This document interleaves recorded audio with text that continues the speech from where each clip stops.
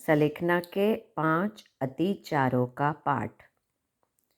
अपच्छिम मारणतीय सल्हेणा झूसणा आराहणाय पंच अय्यारा जाणीयव्वा न समायरियव्वा तंजहा इहलोगा संसपओगे परलोगा संसपओगे जीविया संसपओगे मरणा संसपओगे कामभोगा संसपओगे जो मैं देवसियो अय्यारो कहो तस्समिच्छामि दुक्कडम।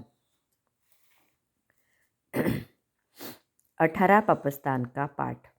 18 पापस्थान: प्राणातिपात, मृषावाद, अदत्तादान, मैथुन, परिग्रह, क्रोध, मान, माया, लोभ, राग, द्वेष, कलह, अभ्याख्यान, पैशून्य, परपरिवाद, रति अरति, माया मृषावाद, मिथ्या दर्शन, शल्य।